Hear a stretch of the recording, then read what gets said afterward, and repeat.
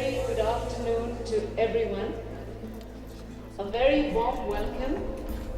I apologize for my sore throat, but I have been personally, individually welcoming for a very, very special occasion, which is going to get more and more special year after year. And the people who are making it special, you, all of you. I can count the number of countries here, so you can fight me if I'm missing something. I'm delighted to receive a huge delegation from Morocco.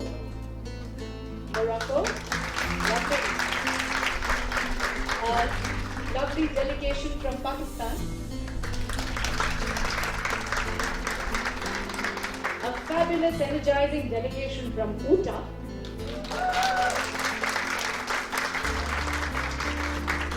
Are the ladies from Canada here? Some of them, maybe they're on their way. The ladies from France are in the dining hall and they're just making their way here.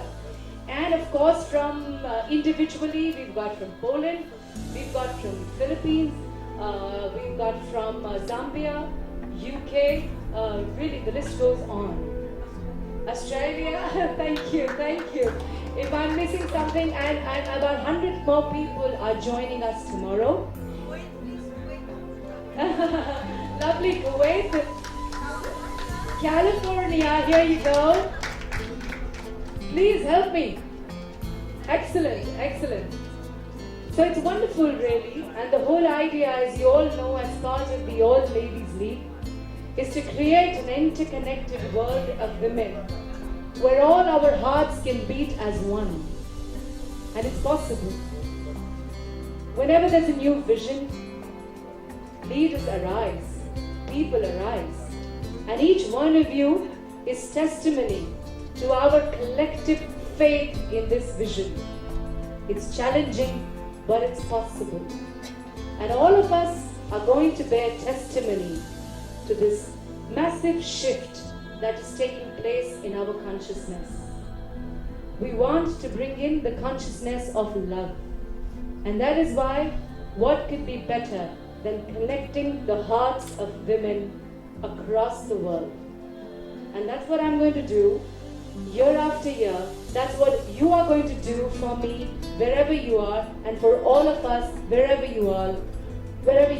Bring in light-hearted women to connect to this beautiful vision of creating more kindness in our world, of creating more healing in our world, of having more harmony in our world. We are going to be having some lovely sessions today, the curtain raiser, warming up sessions, heartwarming sessions, mind-opening sessions, so that we are all prepared to receive all that's happening in the next 5 days on a wide variety of subjects. People have been telling me, how did you think of these subjects? Well, I think of these subjects myself, and I wanted answers to them, and I wanted to engage with the minds of other people and understand what these topics mean to me as a woman today. So the whole purpose of the Women Economic Forum, held annually every year in Goa, is two-pronged.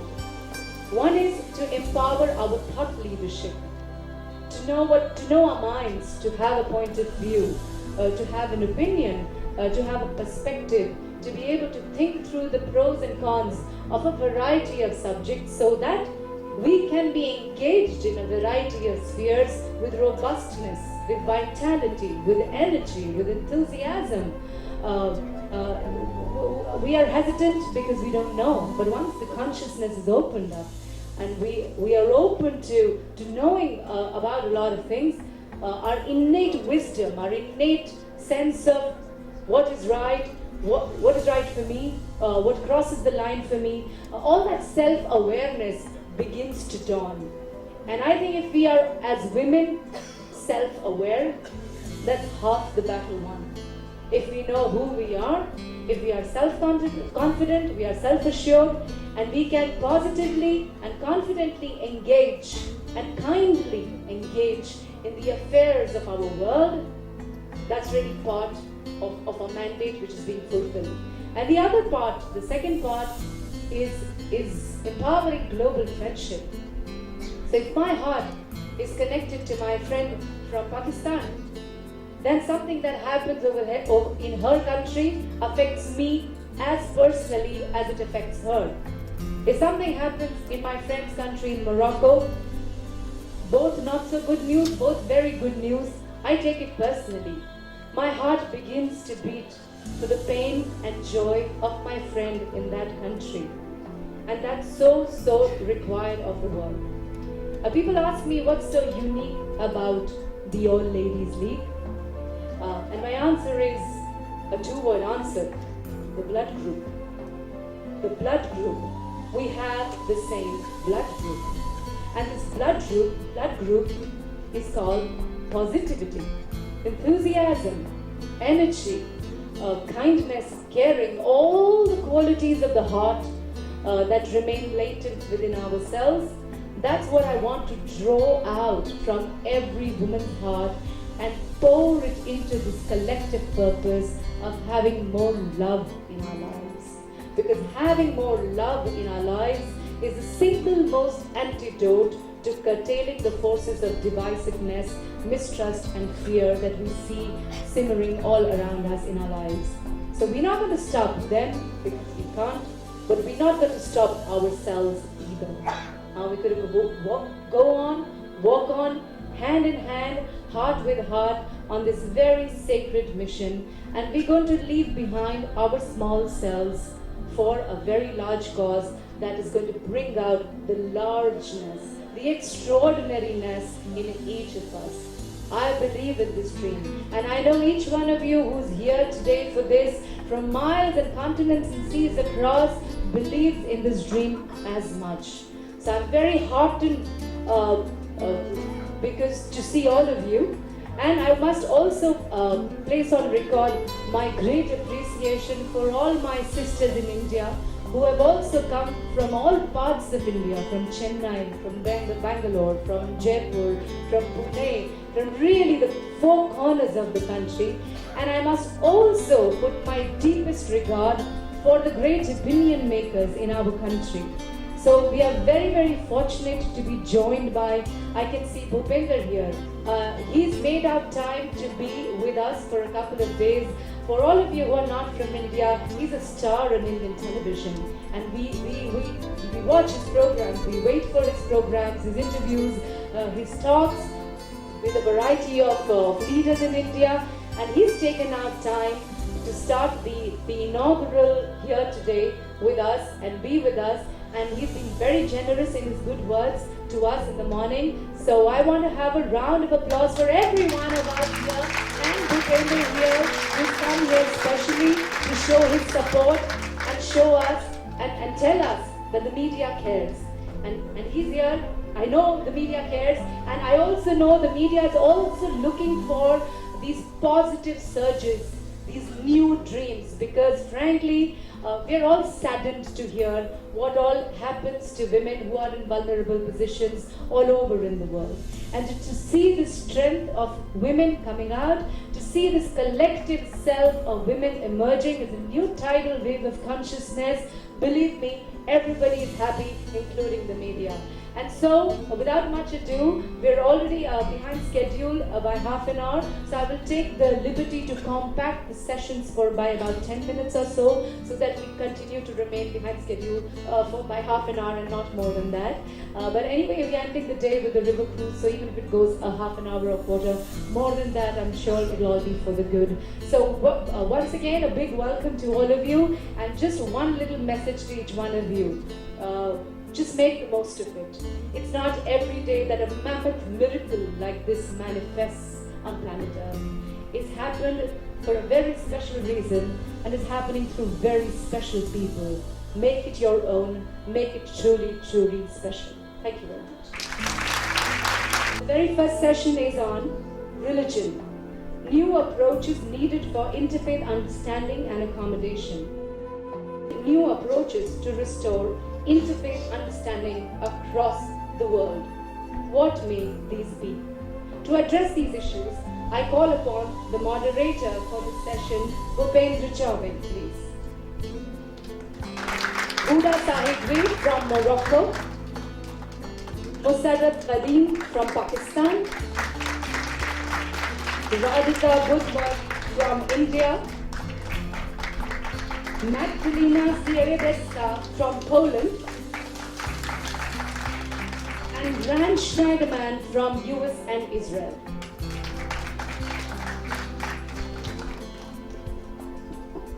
Thanks very much.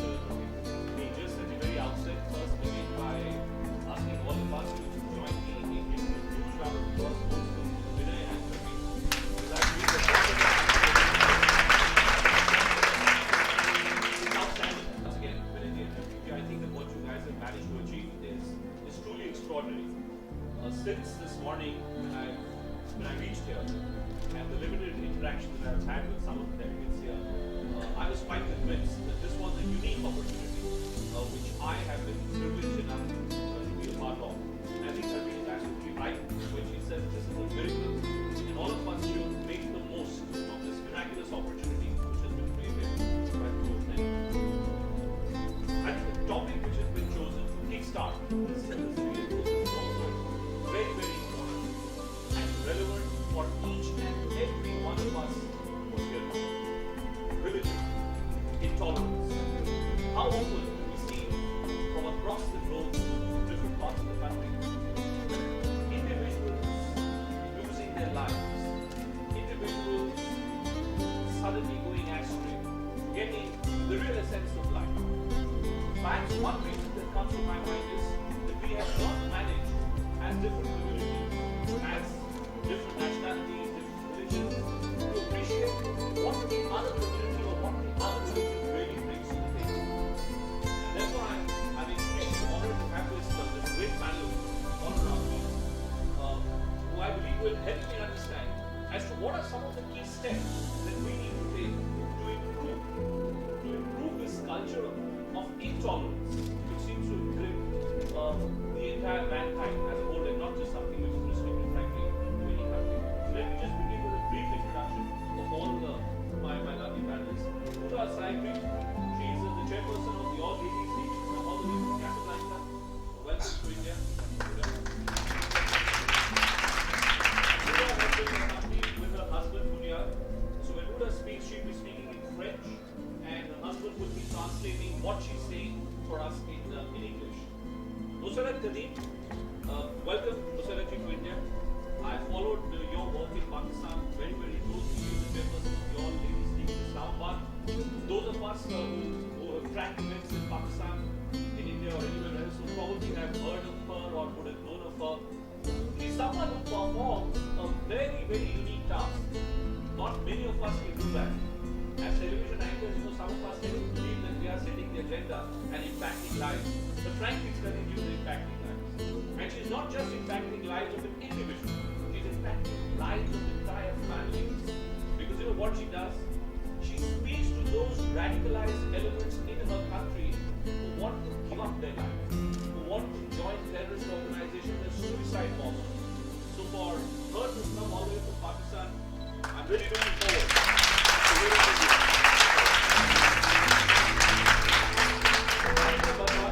She's the vice chairperson from Pune of the All Ladies League, and someone who was a very familiar voice both in television as well as in print.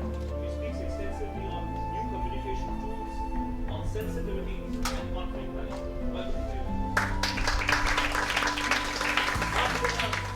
Saska, she's the chapter chairperson from Poland of the All Ladies League, the global PR and communication specialist with wide experience in countries like UK, US, and Poland at national, state, and local level. Welcome. And then all the way from Utah, Rand Schneiderman. He's presently working as a managing director in entertainment at New Jersey. Also owns a travel and location photography company in West North City, New Jersey, by the name of North Beach Photography. Look forward to hearing your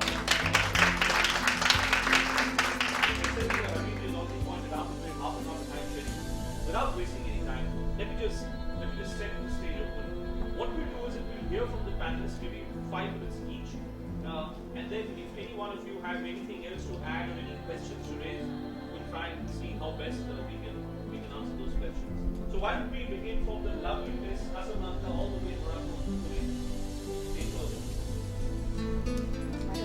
de femmes actives, modernes, dans un pays où la religion est très importante, mais qui reste quand même, le Maroc est un pays très ouvert, de tolérance, qui accepte toutes les religions, qui accepte le regard sur les autres religions, et c'est de ce point de vue et de quelques petites pistes nouvelles dont j'aimerais partager avec vous.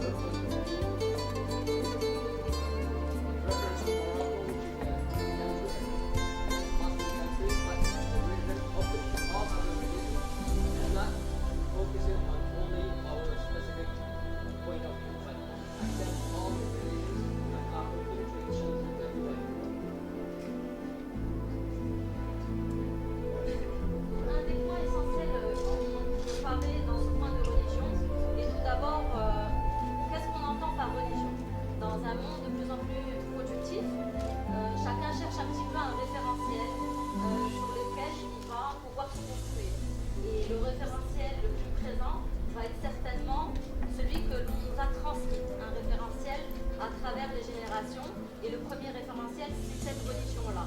Donc plus qu'une prise de décision de quelle religion je choisis, c'est plus quelle religion m'a-t-on transmis. Well, speaking about the religion, when we talk about religion, we're mainly talking about what our parents, what our family and all people around us have transmitted us. But we don't get to choose when we inherit the religion from one generation to another generation. Le plus important pour moi, c'est à la base l'éducation des jeunes enfants. Dans mon pays, en général, on va avoir des cours d'éducation islamique ou alors du catéchisme, ou des cours de judaïsme. Ce qui me paraît essentiel pour ne pas méconprendre les autres religions, c'est peut-être d'avoir des cours de découverte religieuse où on s'écrit un petit peu tous les monuments, tous les reliquats des autres religions et essayer de comprendre en quoi toutes les religions se rejoignent et non pas en quoi elles diffèrent. Et plus, avoir une vision globale. Je travaille avec des enfants handicapés, donc des enfants très différents.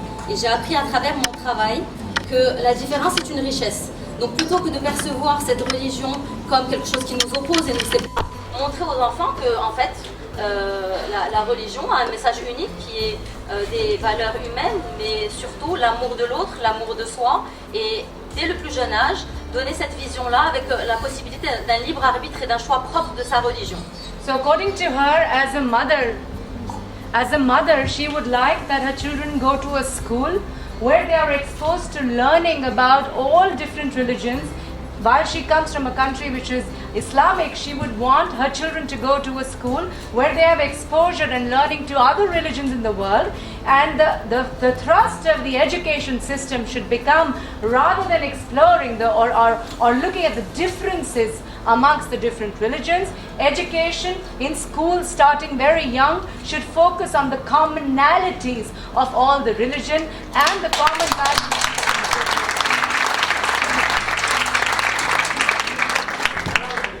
Je m'intéresserai là maintenant à une autre approche qui est intéressante. Au Maroc, tous les ans, il y a le Festival des musiques sacrées du monde. Et c'est un festival maintenant de renommée internationale où on va inviter plusieurs musiciens, artistes, pour non seulement chanter, mais aussi expliquer des textes sacrés, communier autour de la beauté de l'art et essayer un petit peu d'échanger des avis, des messages de paix. Donc comme nous sommes là tous réunis pour ça, je pense qu'à travers l'art, il y a un art avec un grand A, mais aussi plusieurs façons de le voir, comme la religion. Il n'y a pas une seule religion, mais une façon de se l'approprier. Donc peut-être organiser des moments comme cela, à travers des chants religieux, peut-être la calligraphie qui est présente dans toutes les religions, et à travers ça, percevoir que ce qu'on pense nous sépare, en fait nous réunit plus, à travers plus de richesse de connaissances, et nous joindre avec un seul message qui est la religion, c'est d'abord aimer plus qu'autre chose. Lovely. So what she's saying is in continuation of pushing the consciousness of what connects us more rather than what divides us, she would want more forums like this one. So that's one more. He also wants us to extend, or people differently working, to use the creative arts, especially music, especially dance, calligraphy, because the expressions of all these creative arts exist in different cultures. So if we could have congregations in the creative arts where I could probably hear Moroccan music and have the Moroccan lyrics translated to me, which talk all about sacred music she's talking about. So sacred music of all different cultures, the Sufi culture, the Indian culture, classical music, and from other countries, and we could understand the text, and through the world of the arts feel connected and learn to realize that religion is above all about being kind to one another, and music will help us. Okay, very interesting thoughts. And the interesting strand that I pick up is, I think that pretty much all of us who are here in this room today would think in terms of similar lines, isn't it? That what do we want? We want a better future for our next generation. We want better education as parents, as mothers, as sisters. We believe that if we can create a world, a society, where it is possible for everyone to have access to some very, very, at least basic infrastructural requirements, and I look at education as one of the fundamental issues at hand here, I think that we would have taken a long step, in terms of ensuring that we are creating a world which has some element of optimism, some element of positivity. Radhika, what do you think about this? She says that as mothers we want education. I mean, isn't that what everyone would want? Why do you believe, whether it's Pakistan or it's the Middle East or whatever, why is it that there is this sense which is gaining ground that it is impossible literally for women to have access to similar educational tools which will be accessible, let's say, to men? The first thing really that comes to mind as a mother is, I have a daughter who's 28. So I grew up myself in an environment which deals actually with war. My father was in the Indian Army. However, the amazing thing about the Indian Army was that all of us grew in an environment where we were multi-religious. In the sense that every unit had a temple, had a Gurudwara, a Sikh Gurudwara, it had a church, it also had somewhere where Muslim troops could go and pray. So I think because of that, almost, or let's say every one of us, while we knew that our fathers and the people, the men around us went out for, like they went out in wars and they defended the country and all of that. But when it came to religion, we grew up as children who deeply respected each religion. And I think that really comes about from this fact, and that is where I think each one of us, each woman in this room needs to be responsible for, really is, what kind of an identity are we giving our children? So if the identity if it's an identity based solely on the outward whatever the show of religiousness is, so maybe putting a kind of a bindi here, or maybe like the clothes that I wear, or what I'm carrying in my hand, if the only identity we give our children as women is religious, we can be sure they're going to grow up fearing other religions, fearing other cultures, fearing things that need not be feared upon. For example, even interacting with people of different religions. My belief truly is that if the identity is based on human values, if it is based on what each one of us, like Bhupendra just said, each one of us, each woman in this room, men as well, I'm sure, are looking for peace, we're looking for support, we're looking for the values of decency, basic human decency. So when all of that is the same, The one thing that I think we all go back and change is what kind of very, very conscious effort are we putting into giving an identity to our children, whatever the age that it could be. What are we trying to tell them? Are we telling them that the differences are not based on religions or on seemingly different aspects of life, but differences really come from us not knowing enough about other cultures, about other religions, about what we call erroneously as class, color, creed, etc.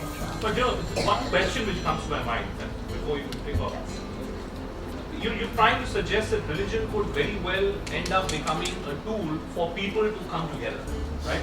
Absolutely. But in reality, look at what religion does. Yes. My question to you is, and I ask this question to myself sometimes, that for instance, in Hindu religion, we wear a sacred thread around our wrist, which is supposed to bring good luck to us. Now, one of these days, while I was doing a television program, inadvertently, I didn't realize that I had the thread around my wrist. And a viewer pointed out that, listen, when you are addressing people across the country, do not display your religious identity. Now, my question to you, therefore, is what works better? An open display of religious identity will bring people closer, help us understand each other's religious viewpoints, or should we shun this open display of religious identity, religiosity? So if we talk about openly shunning, any identity, religious identity, we're looking at something that perhaps is going to hurt people. One, second, perhaps is not doable. Maybe a certain section of people may be able to look at it and say, okay, yes, I'm going to take this forward, and that's great if they can do it. But I do know that really for women, all of us over here are women who perhaps right now live a little more privileged lives. I work a lot with women who really do not have even the option of not displaying those. It's a part of their, they would perhaps, their bones would be broken, for example, if they would be dressing up any differently. And so the problem is not in the person perhaps who's dressing up differently. It is in the perception of the people who are perceiving them differently.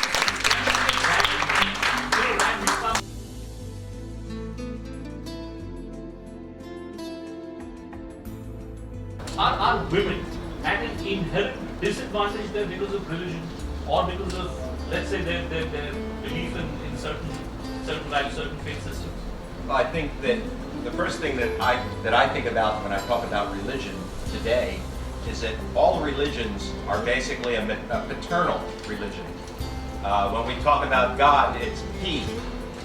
When we look at the basis of Judaism, Christianity, Islam, it's always a male perspective. And as a result, our perceptions come at religion from a male perspective. And one of the things that I try and do, I'm a child of the 60s in the United States, and then I emigrated to the country of Israel in 1972. And one of the things that we did, we emigrated to a kibbutz, to a socialist form of living. And the group that I came with, we reversed our roles. When we went to live on kibbutz, the men chose to take the women's role, and the women took the men's role in the jobs on the kibbutz. And it forced us to walk a mile in somebody else's shoes. So are you saying religious equality is not possible till there is gender equality first? First, you have to have gender equality before you have religious equality. And that's why I began this session by saying that we should all look to identify maybe a couple of points which we can take with us, when we all go out of these rooms, and what is it that we can do to ensure that it ends up in some way or the other, at least a ginger step, small step towards creating a more equal society. How about you? You come from Pakistan, and there is so much that we hear about Pakistan in India. We have our own perceptions of Pakistan. Many of us may believe that, journalists at least believe that Pakistan is a rogue state, that the civilian administration is not in control there. How does someone like you, ma'am, actually work on the ground with children who have been affected, perhaps because of these religious disputes? How do you reach out to them? How difficult is it? I think, thank you very much for giving me the opportunity. basically I believe that somehow when you look at, globally, religion has been hijacked.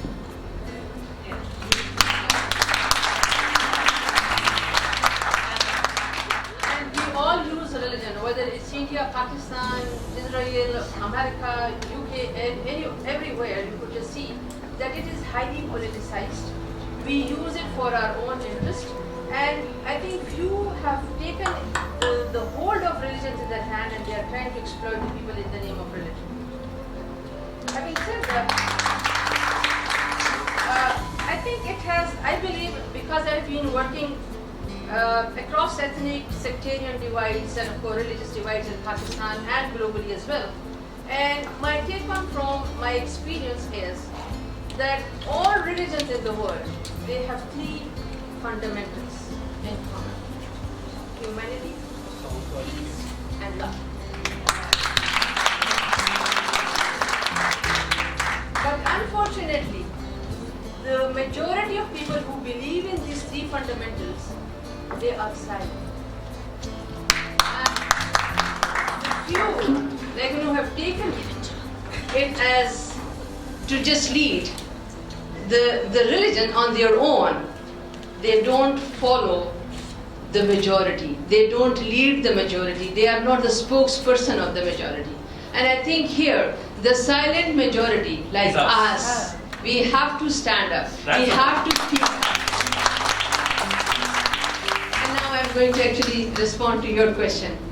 Basically, when we started this work, which was a very uphill and tumultuous task that we took on ourselves, that we are going to work with the radicalized youth of my area. I belong to the northwest part of Pakistan, which borders Afghanistan, and which is conflict prone, which is conflict affected, and which is, of course, you must have heard about the violent extremism that has grappled that community for almost 10 years.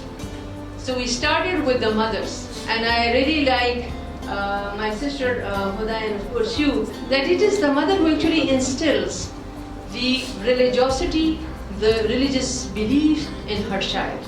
But when we started working with the mothers, we realized that it is this very innocent mother who needs to be educated. But first, her critical thinking must be developed. And her critical thinking led her to believe today that earlier she used to actually enjoy or rejoice over the martyrdom of her son when he would blew up himself. Today, it is the same mother who brings not only her son back home from, of course, the wrath of extremists, but also the sons of her neighbor and her sisters and her other family members. So I think the part of women here is so important. So we need to empower women at all levels, both economically, politically, and socially. And this is, I think, no religion forbids the empowerment of women.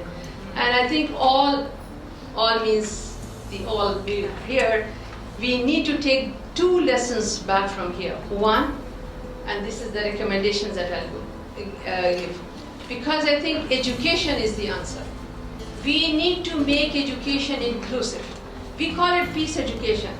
I was speaking at the UN General Assembly a week back, and I said, what do we mean by peace education? Education has to be inclusive.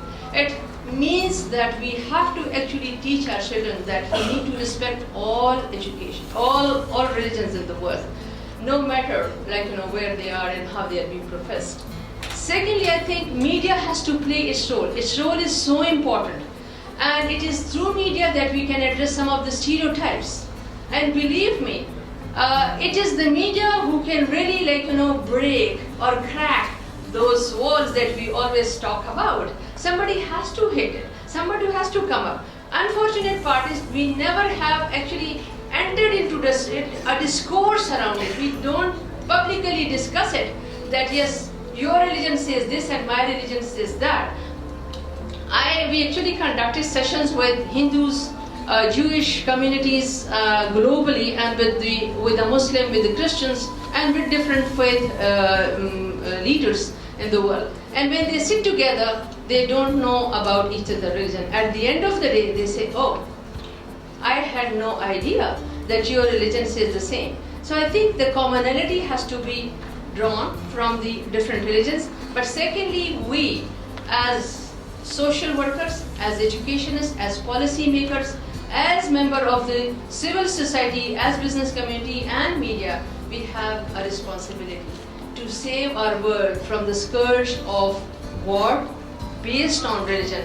We have to stand up. We have to speak against the use of and the misuse of religion, and we have to actually talk about making this world safe for our children, about peace education, about inclusive curricula, about inclusive education for all. Thank you so much. Sometimes I wonder whether we know enough about our own respective religions. Sometimes I believe that one of the reasons for disputes to emerge between different religions is because we ourselves are not aware of what is the inherent message which comes from our religions. Magdalena, let's hear from you. We've heard Pakistan, we've heard from Morocco, we've heard from Philadelphia, India.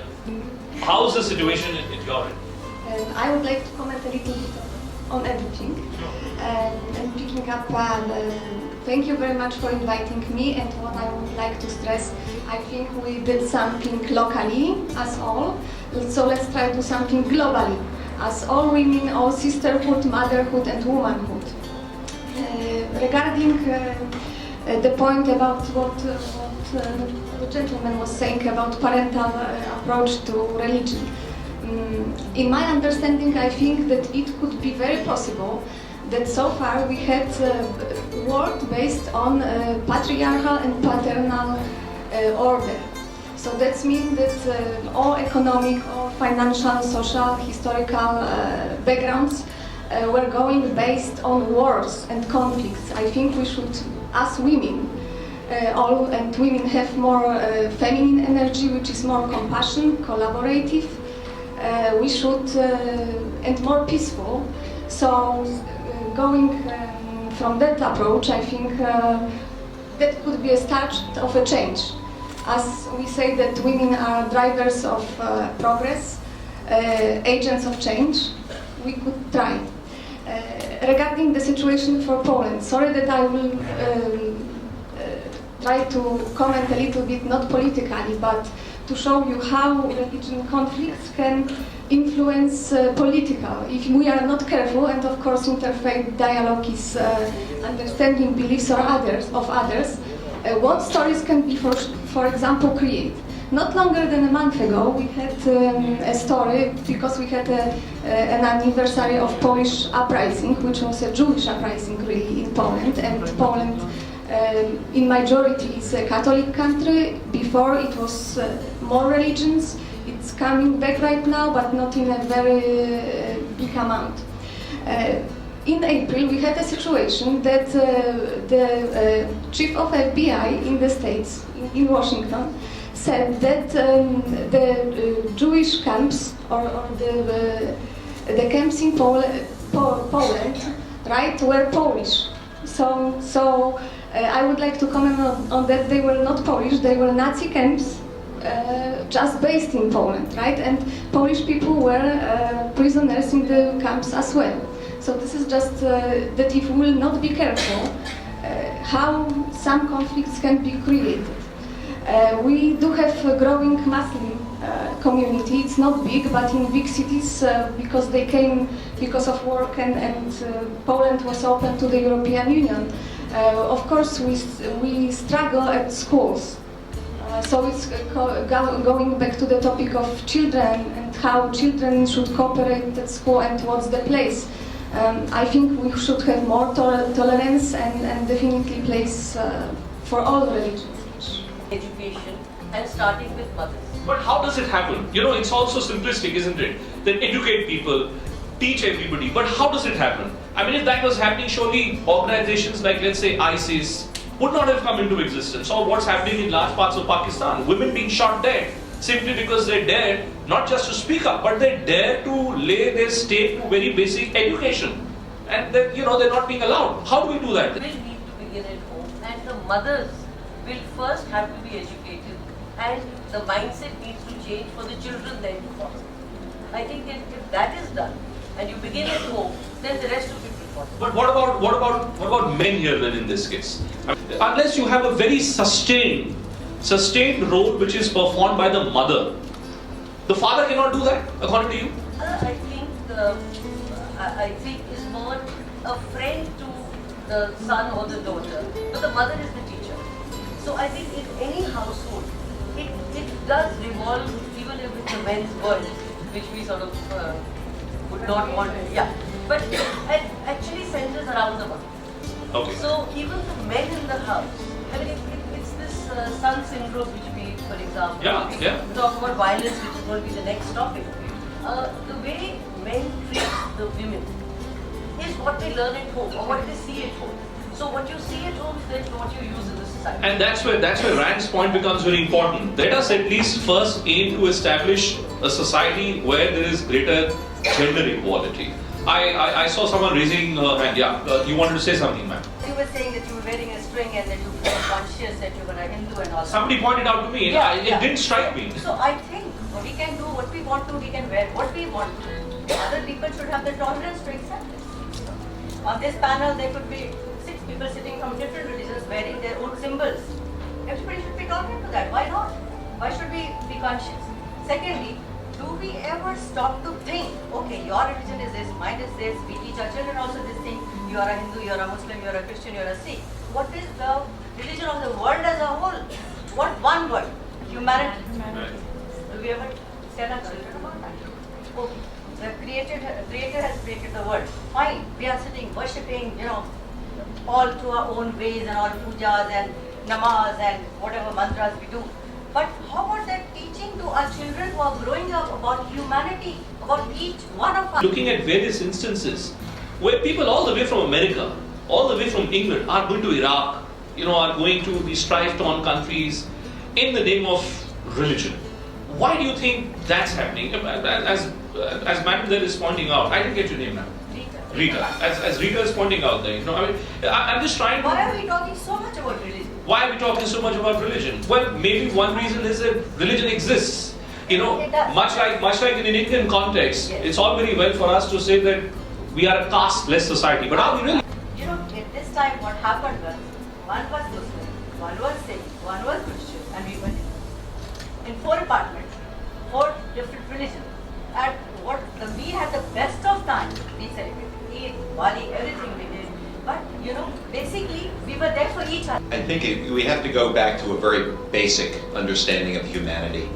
And the one thing that I've learned after 40 years of studying the United States and the word racism, and this, I will get to your point, but we are all very egocentric. Everybody in this room is egocentric. And one of the things that we learn, if you're an alcoholic or a drug addict and you're going through the transition of becoming healthy again, the first thing that you have to do is you have to admit that you have a disease, that you have a problem. And one of the things that I would like to posture here is that every one of us in this room, whether you want to admit it or not, is racist. We all come from our own egocentric backgrounds, whether it be religion, race, nationality, or that sort of thing. So the first thing that we have to do is teach our children not to be so egocentric, and that everybody has a place in this world. And the problem with the children from the United States who are now going to ISIS and taking on radical religion is they have nothing else to hold on to today. And the educational systems, even in the United States, or I will posit that the educational system in the United States is failing because they are not teaching children how to be global. If you look at the comedy shows in the United States and they go out into the street and they talk to children or they talk to teenagers and they ask them about the history of their own country, not even religion, they don't have an answer. They are not getting the proper education, whether it be at home, whether it be in the schools, whether it be with their friends. And we in the media are really responsible for taking that information and making it malleable, making it positive and possible for children to understand what it is we're talking about. It's like relationships. You don't discuss your personal relationships or make an issue in society. I think religion is like that. When you made this point that you were wearing that thread without realizing, this is something you grow up with. Till somebody else points it out and says, hey, what are you doing? So I think the mistake, and someone, one of the speakers did, the mistake we make is that when we bring it out and start discussing it as an issue, the moment you discuss it, then the pros and cons come. But if you just leave it and you grow up with it, you're religious, you're not religious, you're ritualistic, you're not, I think half the problem then gets solved. That is a solution, because if that was a solution, ma'am, then I'm sure that that we wouldn't have reached the kind of position that we've reached globally. But you wanted to say something in the context of what? Just actually, I think no religion is radical. And I'm just going to give you an example because I work with the government of Netherlands. I'm advisor to them on the rehabilitation of the radicalized youth. And in that context, I've been interviewing some of the youth, the foreign fighters, they call them the foreign fighters. And they just told me three things, why they became part of ISIS. One, they said, whenever, anywhere in the world, something happens, and it is like, the act is performed by a Muslim, they will not say Asim or Omar, they will say, they will blame the whole of Islam, like they blame the religion. Because if extremism is going on for the last 6 decades in Israel, nobody has actually blamed Judaism for it. It's just that one person, we just said this is what happened, that act of violent extremism took place in Sri Lanka or in Israel. So that they said they blamed the whole religion. That's one thing. Second, they said, my parents migrated to this place 50 years back, but the color of my skin still actually, give them the opportunity to discriminate again. So this discrimination is further pushing me towards certain act or towards a certain path. And the third thing they said, that instead of assimilating us or mainstreaming us, giving us the same education, giving us the same opportunities, we are still looked down upon as Pakistanis, not Pakistan, but of course most of them were from the Middle East, from Morocco, from Iraq. So I think there is some, you have to understand that what is going on in the world today, there is something at the back of it, and there's all geopolitics. So we have to understand the intricacies, which are very much interconnected, which are very much interrelated.